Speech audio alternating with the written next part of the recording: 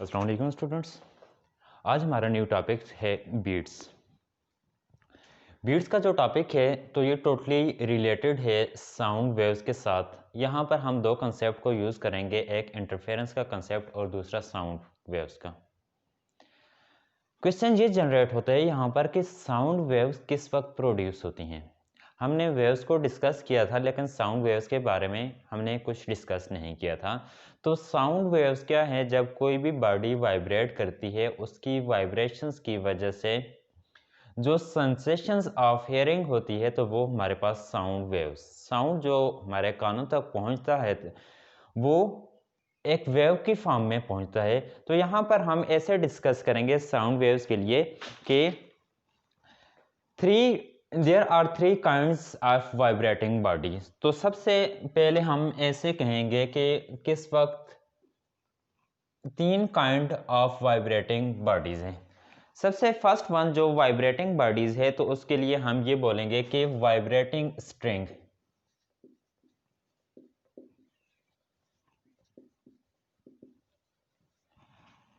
Vibrating string, उसके बाद vibrating air column,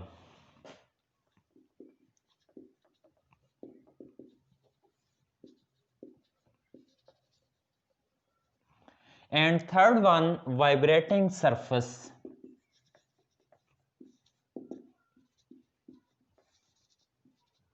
vibrating surface और वाइब्रेटिंग प्लेन।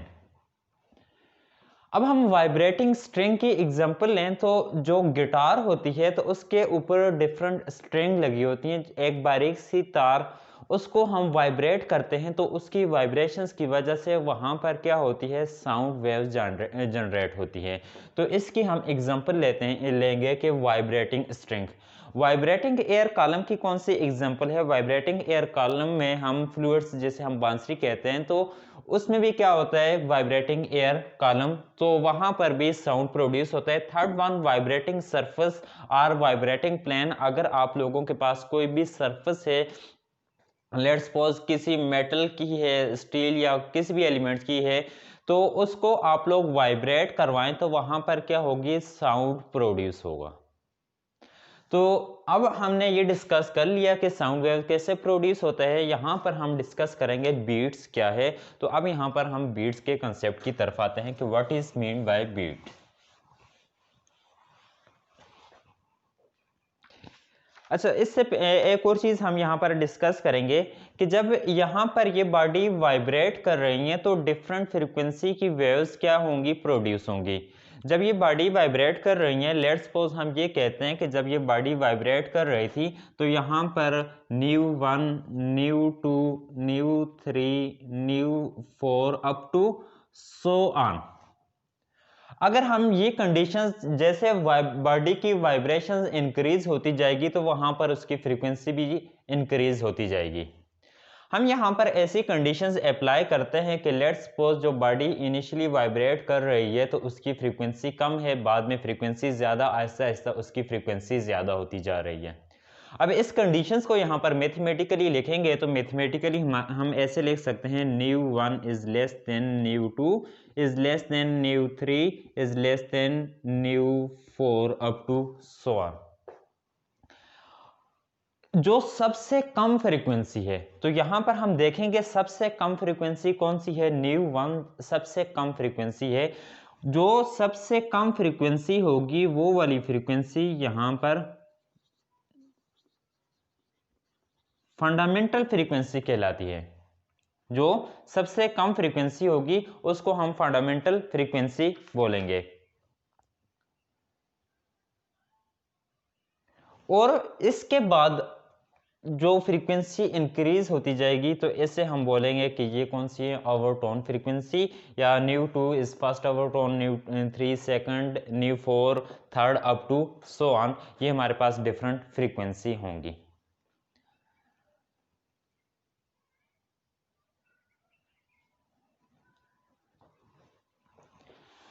अब यहां पर हम बात करते हैं बीट्स क्या है। बीट का कंसेप्ट हमारे पास आता है एक साउंड वेव से और दूसरा इंटरफेरेंस से। साउंड वेव्स और इंटरफेरेंस दोनों के केस में हम यूज़ करते थे। इंटरफेरेंस में हम ये कंडीशंस अप्लाई करते थे कि जब कोई सी दो वेव्स आपस में ऐसे कंबाइन हों कि एक वेव का क्रस्ट फॉल करे दूसरी वेव के क्रस्ट के ऊपर, और एक वेव का ट्रफ फॉल करे दूसरी वेव के ट्रफ के ऊपर, उससे रिजल्टेंट एम्पलीट्यूड जो होगा इंक्रीज होगा, मैक्सिमम इफेक्ट प्रोड्यूस होगा। तो इस टाइप की जो इंटरफेरेंस होगी इसको हम नाम देते थे कंस्ट्रक्टिव इंटरफेरेंस। या सिंपली हम कंस्ट्रक्टिव डिस्ट्रक्टिव की बात ना करें, जस्ट हम ये कहें इंटरफेरेंस क्या है, जहां पर दो वेव्स आपस में कंबाइन होती हैं। जब दोनों वेव्स आपस में कंबाइन होंगी तो वहां पर या तो उसका एम्पलीट्यूड इंक्रीज हो जाएगा या एम्पलीट्यूड डिक्रीज हो जाएगा। जब एम्पलीट्यूड इंक्रीज हो जाएगा तो वो इंटरफेरेंस जो होगी उसको हम कंस्ट्रक्टिव इंटरफेरेंस, और ऐसा इफेक्ट जहां पर एम्पलीट्यूड डिक्रीज हो जाएगा तो इस टाइप की जो इंटरफेरेंस होगी उसको हम लोग डिस्ट्रक्टिव इंटरफेरेंस का नाम देते हैं। कंस्ट्रक्टिव इंटरफेरेंस और डिस्ट्रक्टिव इंटरफेरेंस को हम पहले समझेंगे, उसके बाद हम बीट्स की तरफ आएंगे। कंस्ट्रक्टिव और डिस्ट्रक्टिव इंटरफेरेंस का कंसेप्ट सबसे पहले, ये जो चैप्टर हमारा वेव्स का था तो वहां पर मिड में हमने ये कंसेप्ट दिया था जो कि प्रीवियस लेक्चर में हमने डिस्कस कर लिया है। अब यहां पर आते हैं बीट्स क्या है। बीट्स में एक्चुअली हमारे पास ये है कि लेट्स सपोज हमारे पास दो ट्यूनिंग फॉर्क हों। ऐसे हम रिप्रेजेंट करें कि एक ट्यूनिंग फोर्क हमारे पास ये है और दूसरा ट्यूनिंग फोर्क ये है, और इन्हीं दोनों ट्यूनिंग फोर्क को हम अगर वाइब्रेट करवाएं, ऐसे कि ये ट्यूनिंग फोर्क यहां से क्या करें, वाइब्रेट करें, इनके वाइब्रेशंस की वजह से यहां पर क्या होगी, साउंड वेव्स प्रोड्यूस होंगी। अगर हम इन दोनों ट्यूनिंग फॉर्क को ऐसे वाइब्रेट करवाएं कि लेट्स सपोज मैं इसे ए का नाम ए नाम देता हूं और इसको बी नाम देता हूं। अगर से हम इन दोनों को ऐसे वाइब्रेट करवाएं कि दोनों ट्यूनिंग फॉर्क जो हैं इनका जो इनसे वेव्स जनरेट हो रही है उन वेव्स का एम्पलीट्यूड सेम है, लेकिन इन दोनों की फ्रीक्वेंसी में स्लाइटली डिफरेंस है, कि एम्पलीट्यूड दोनों का सेम लेकिन इनकी फ्रीक्वेंसी क्या है, इनकी फ्रीक्वेंसी में स्लाइटली डिफरेंस है। मींस हम ऐसे कह सकते हैं एफ ए इसकी फ्रीक्वेंसी है और इसकी फ्रीक्वेंसी एफ बी, या न्यू की फॉर्म में आप न्यू ए होगी और यहां पर न्यू बी होगी। कितना डिफरेंस है, तो लेट्स सपोज मैं ये कहता हूं कि जो ट्यूनिंग फॉर्क ए है तो वहां पर इसकी फ्रीक्वेंसी एफ ए जो है ये ग्रेटर है किससे, एफ बी के साथ। जब दो फ्रीक्वेंसी जिनका एम्पलीट्यूड्स आपस में डिफरेंट हो, आपस में एम्पलीट्यूड सेम हो और उन दोनों की फ्रीक्वेंसी में डिफरेंट हो, लेकिन वो डिफरेंस कितना होना चाहिए, स्मॉल डिफरेंस होना चाहिए, कि स्लाइटली उनमें डिफरेंस हो। और जब ये दोनों आपस में दोनों फ्रीक्वेंसी कंबाइन हो जाए, दोनों फ्रीक्वेंसी जब ये यहां पर ये कंबाइन हो जाएंगी तो उसको हम क्या नाम देंगे, बीट्स का नाम देंगे। अब यहां पर हम बीट्स को डिफाइन करेंगे। बीट्स के लिए हम तीन तरह से डिफाइन करेंगे। द राइज और fall of intensity of sound पर sound is given the name beats. कि हमारे पास अगर ऐसा केस हो कि जो चीज मैंने बताई थी इंटरफेरेंस, कंस्ट्रक्टिव एंड डिस्ट्रक्टिव, तो बीट्स में ये लफ्ज कहा है कि द राइज और फॉल ऑफ साउंड वेव्स पर साउंड, साउंड पर sound given the name as beats. कि अगर ये दोनों इससे जो दोनों वेव्स जनरेट हो रही हैं, लेट्स सपोज इससे वेव्स इस तरीके से वेव्स जनरेट हो रही है और इसकी वेव्स हमारे पास इस तरीके से जनरेट हो रही है, जब ये दोनों आपस में कंबाइन होगी तो उससे रिजल्टेंट क्या हो जाएगा, रिजल्टेंट एम्पलीट्यूड डिक्रीज हो जाएगा। लेकिन अगर इससे जो वेव्स प्रोड्यूस हो रही है वो वेव्स भी ऐसी ही है, अब हम इन दोनों वेव्स को आपस में कंबाइन करेंगे तो इसका रिजल्टेंट हमारे पास कैसे आ जाएगा, इसके रिजल्टेंट ये होगा एम्पलीट्यूड इंक्रीज हो जाएगा। जब एम्पलीट्यूड इंक्रीज हो जाएगा तो किसका एम्पलीट्यूड इंक्रीज हुआ, साउंड वेव्स का। साउंड का एम्पलीट्यूड हमारे पास, साउंड वेव्स का एम्पलीट्यूड इंक्रीज हुआ है। तो यहाँ पर हमने ये कहा कि द राइज आर फॉल, कि यहाँ पर एम्पलीट्यूड इंक्रीज हो रहा है, यहाँ पर एम्पलीट्यूड डिक्रीज हो रहा है, मींस इंक्रीज हो रहा है तो कंस्ट्रक्टिव इंटरफेरेंस डिक्रीज हो रहा है, डिस्ट्रक्टिव इंटरफेरेंस। तो दोनों स्लाइटली डिफरेंट फ्रीक्वेंसी की वेव्स आपस में कंबाइन हुई। जब दोनों स्लाइटली डिफरेंट फ्रीक्वेंसी की वेव्स आपस में कंबाइन हुई तो इस इफेक्ट को हम नाम देते हैं बीट्स का। एक इस तरीके से हमने डिफाइन कर लिया, द राइज और fall of intensity of sound पर sound is given the name beats. Second definitions की तरफ जाते हैं। When two body, for example tuning fork of slightly different frequency are sounded together at the same time, the periodic alternation of sound between maximum and minimum loudness are called beats. इसको हम ऐसे कहते हैं कि ये दोनों tuning fork जो हैं या दोनों वाइब्रेटिंग बॉडी कह लें। इसके अलावा अगर आपको ये एग्जांपल लेना चाहें, दोनों वाइब्रेटिंग बॉडी को हम क्या करेंगे एट द सेम टाइम इनको वाइब्रेट करवाएंगे। जब हम at the same time vibrate करवाएंगे, इनकी फ्रीक्वेंसी में स्लाइटली डिफरेंस अगर आ रहा है तो किसी पॉइंट पर ये, इससे हमें जो इफेक्ट मिलेगा लाउडनेस का effect, The periodic alternation of sound between maximum and minimum loudness are called beats. तो जो इफेक्ट हमें मिलेगा वो इफेक्ट हम यहाँ पर बाद में डिटेल के साथ लास्ट में हम इसे ड्रा करेंगे। यही जो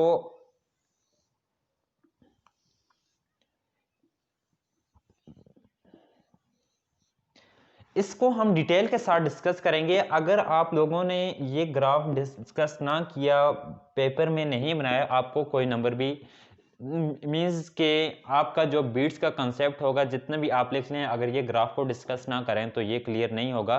तो इसके लिए आप लोगों ने ग्राफ जो है ये लाजमी ड्रा करना है। पहले हम समझेंगे, लास्ट में हम इसका ग्राफ जो है ये ड्रा करेंगे।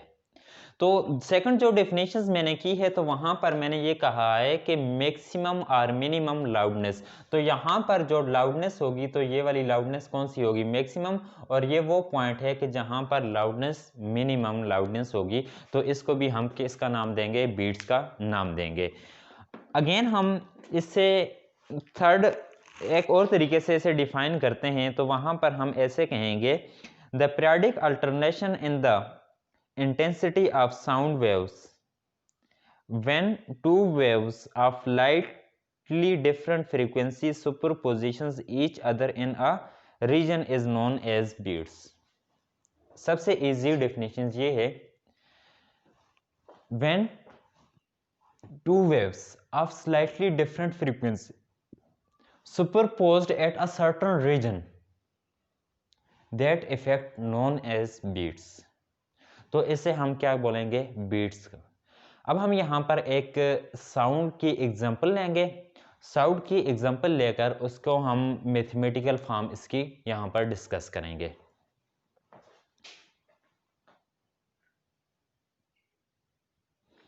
हम यहाँ पर ऐसे कहते हैं कि suppose we have two pressure waves of same amplitudes and slightly different frequency, और दोनों वेव्स अगर ट्रेवल कर रही हैं और किसी सर्टेन पॉइंट पर जाकर ये सुपरपोज्ड हो जाती हैं।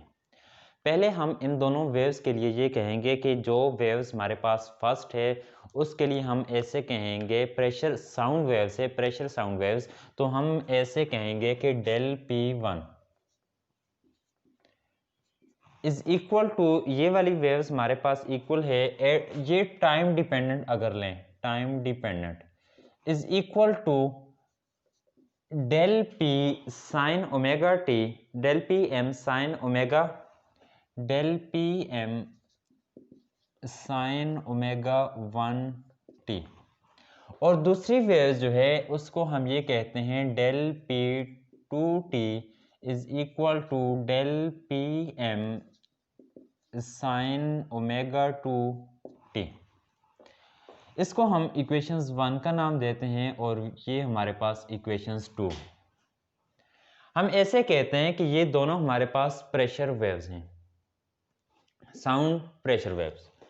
यहां पर डेल P1 मीन्स कि ये डिपेंडेंट ऑन टाइम है, और डेल Pm इसका यहां पर ये मीन्स है कि डेल पी एम दोनों में सेम लिखा हुआ है कि ये एम्पलीट्यूड्स को, अब डेल पी वन नहीं है, डेल पी टू नहीं लिखा हुआ है, इसका मतलब कि दोनों वेव्स आपस में क्या हैं, इनका एम्पलीट्यूड सेम है। यहाँ पर आप न्यू वन भी लिख सकते हैं और यहाँ पर न्यू टू भी लिख सकते हैं। न्यू वन न्यू टू लिखा है तो फिर वो क्या किससे रिप्रेजेंट कर रहा है, frequency of first sound waves, frequency of second sound waves. फिर हम यहाँ पर कंडीशंस लगाते हैं। कंडीशंस क्या लगाते हैं, लेट्स सपोज दोनों वेव्स यहाँ पर किसी पॉइंट पर सुपरपोज्ड हो रही हैं, किसी रीजन में आगे जाकर ये क्या हो रही हैं, सुपरपोज्ड। जब दोनों वेव्स यहाँ पर सुपरपोज्ड होंगी तो हम जाएंगे सुपरपोजिशंस प्रिंसिपल की तरफ। तो सुपरपोजिशंस प्रिंसिपल हमारे पास कैसे आ जाएगा, from superpositions principle del p t is equal to del p one plus del p one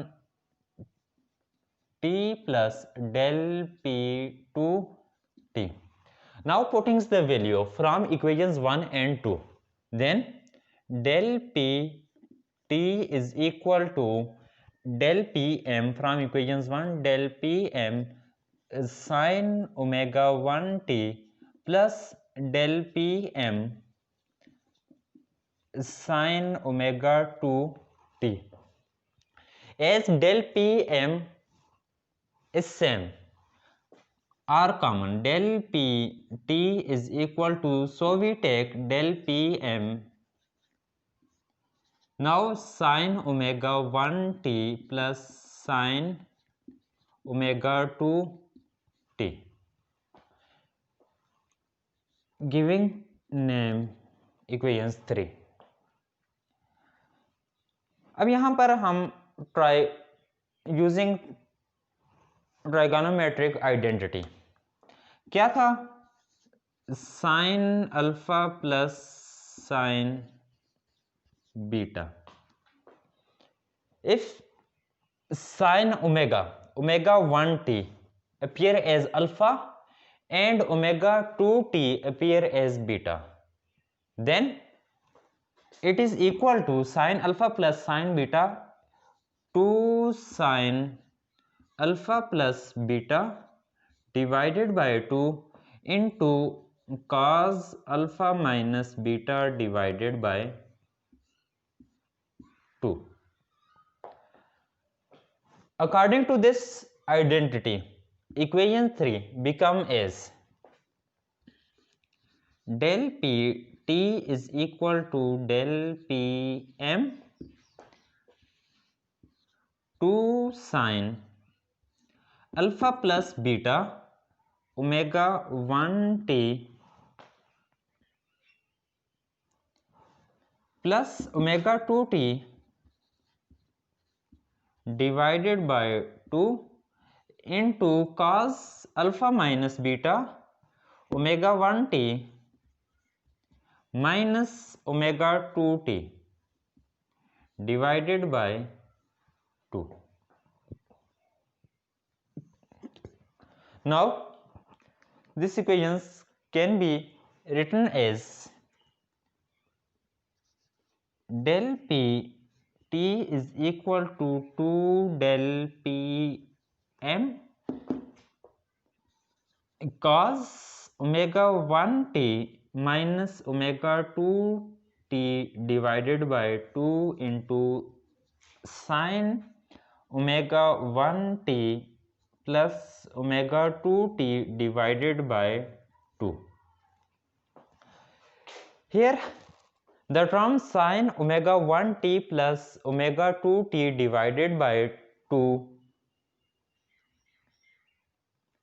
is the resultant wave has amplitude which varies sinusoidal and given by, so that new equations become as del p t is equal to 2 del p m cos omega 1 t minus omega 2 t divided by 2, and this term give a sinusoidal varying term, so that this equations known as equations 4, giving them as equations 4. In this equations here we can write is omega 1t plus omega 2t divided by 2, and this term omega 1t minus omega 2t divided by 2. Omega 1, just omega 1, this term represent average velocity, average frequency, and omega 1 minus omega 2 divided by t is known as the angular frequency of the amplitude of resultant wave and represent as omega amplitudes prime. Omega 1 plus omega 2 divided by 2 represent the average angular frequency, and the difference omega 1 by 2 minus omega 2 by 2 represent the resultant amplitude frequency or angular frequency. So that these equations become as del p t is equal to 2 del p m cos omega 1 minus omega 2 divided by 2. If we take t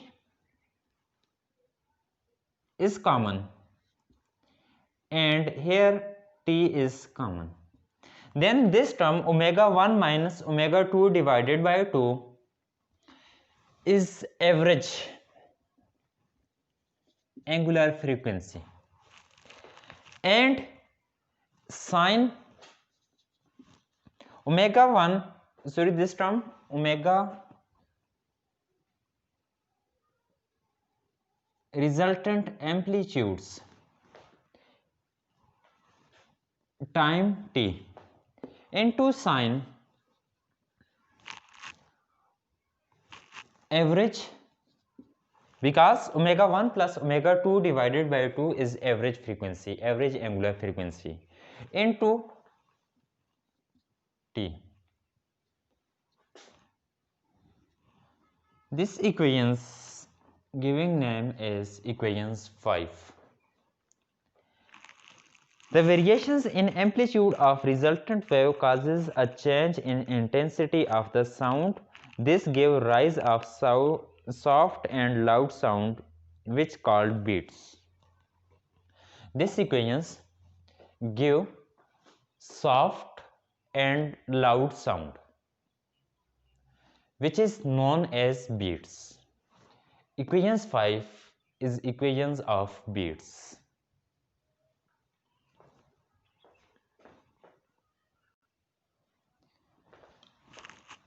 So here this is first sound waves del p1t and second del p2t.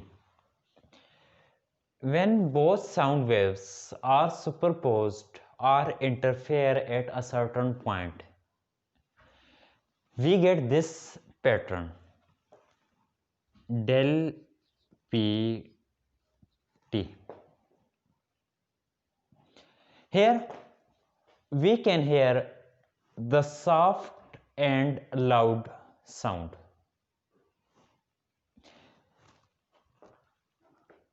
In these positions, the amplitudes of sound waves is too small. When we go further, the amplitudes of sound waves increase gradually. And at this point, the amplitude of sound waves is maximum. When the amplitude of sound waves is maximum, we get at this point loud sound. But here the amplitude of sound waves decrease and the amplitude of sound waves too small. At this point, the amplitude of sound waves is 0.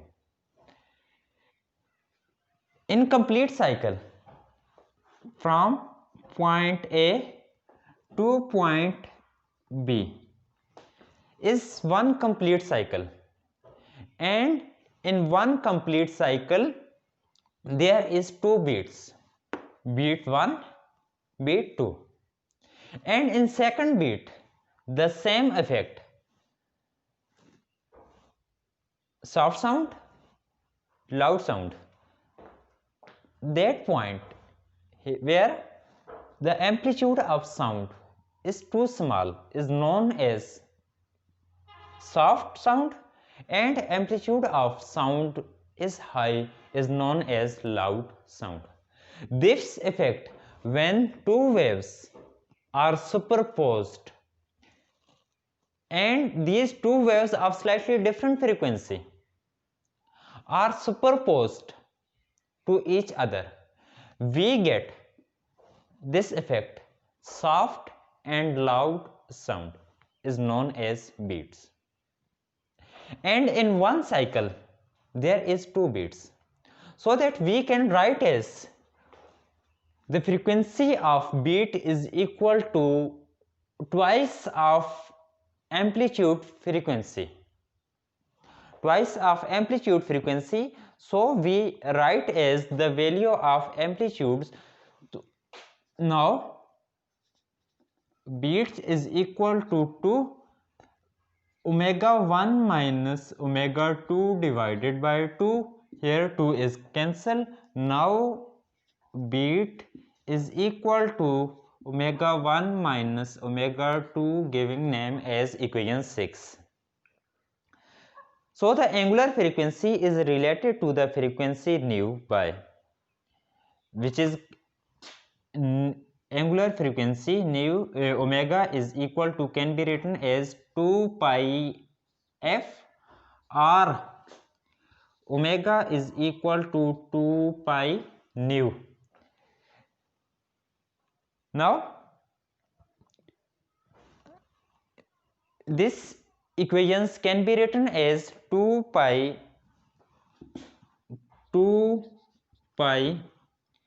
nu beat frequency is equal to omega 1, so that 2 pi nu 1 minus 2 pi nu 2. Now 2 pi nu beat is equal to 2 pi nu 1 minus nu 2. Here 2 pi cancel, nu beat is equal to, giving name as equation 7. This relation shows that the number of beats per second is equal to the frequency difference of the individual wave. It should be noted that the beat can be detected only up to the frequency of 15 Hz. Beyond this limit, beat cannot be distinguished. So that equation 7 show that when two waves of slightly different, here negative sign, show that there is slightly different frequency are superposed, we get a beats phenomena. Students, in next lecture we will discuss Doppler effect.